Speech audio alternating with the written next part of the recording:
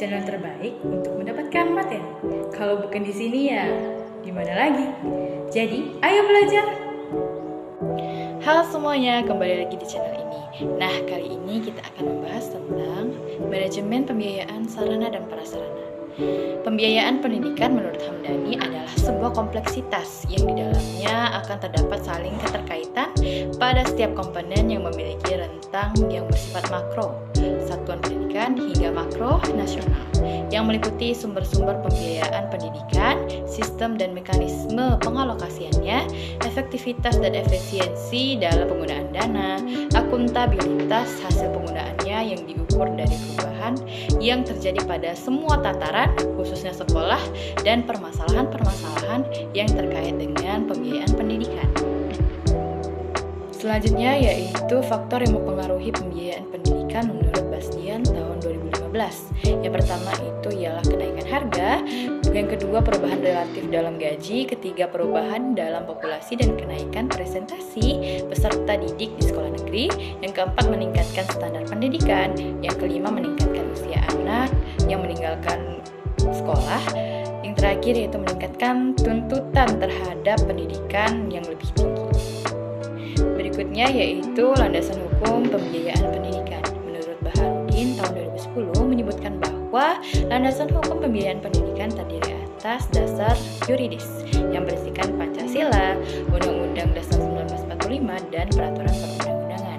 Yang kedua yaitu dasar filosofis seperti yang telah dikemukakan bahwa proses pendidikan tidak dapat berjalan tanpa dukungan biaya. Hal ini dikarenakan segala kegiatan yang dilakukan sekolah memerlukan dana. Hampir dapat dipastikan bahwa proses pendidikan tidak dapat berjalan tanpa dukungan biaya yang memadai. Sementara itu, pendidikan nasional kita dihadapkan pada masalah peningkatan kualitas, pemerataan kesempatan, keterbatasan anggaran, dan belum terpenuhinya sumber dana dari masyarakat secara profesional. Nah, selanjutnya itu adalah kategori biaya pendidikan. Yang pertama ada biaya langsung dan tidak langsung. Biaya langsung ialah biaya yang langsung berproses dalam produksi pendidikan, di mana biaya pendidikan ini secara langsung dapat meningkatkan mutu pendidikan. Sedangkan biaya tak langsung adalah pengeluaran yang tidak secara langsung mendukung proses pendidikan, tetapi memungkinkan proses pendidikan tersebut terjadi di sekolah. Yang selanjutnya yaitu biaya masyarakat dan biaya pribadi. Nah, biaya masyarakat dapat dikatakan sebagai biaya publik, yaitu sejumlah biaya yang harus dibayar oleh masyarakat untuk pendidikan. Dan biaya pribadi adalah biaya yang dikeluarkan oleh keluarga untuk membiayai sekolah anaknya dalam bentuk uang sekolah, uang kuliah, pembelian buku, dan dana hidup siswa. Selanjutnya yaitu fungsi pembiayaan pendidikan. Menurut Baharudin tahun 2010, fungsi pembiayaan pendidikan ialah memungkinkan penyelenggaraan pendidikan dilakukan secara efisien. Yang kedua, memungkinkan ketercapaian kelangsungan hidup lembaga pendidikan. Yang ketiga, dapat mencegah adanya kekeliruan, kebocoran, atau penyimpangan penggunaan dana dari rencana semula, dan menggambarkan target-target yang akan dicapai sekolah atau madrasah. Nah, kita memasuki materi selanjutnya yaitu manajemen sarana dan prasarana.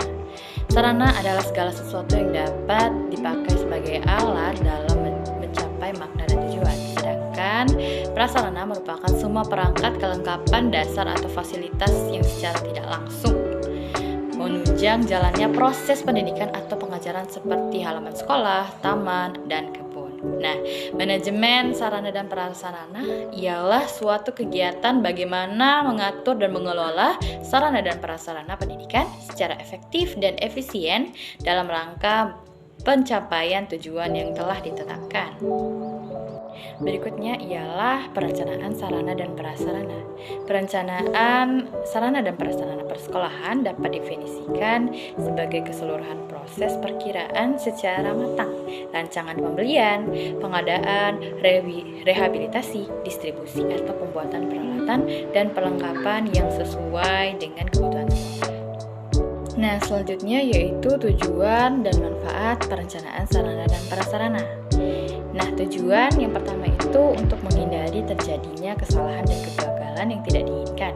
Yang kedua, untuk meningkatkan efektivitas dan efisiensi dalam pelaksanaannya. selanjutnya yaitu manfaat.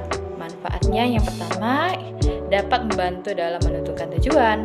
Kedua, meletakkan dasar-dasar dan menentukan langkah-langkah yang akan dilakukan. Yang ketiga, menghilangkan ketidakpastian. Yang keempat, dapat dijadikan sebagai suatu pedoman atau dasar untuk melakukan pengawasan.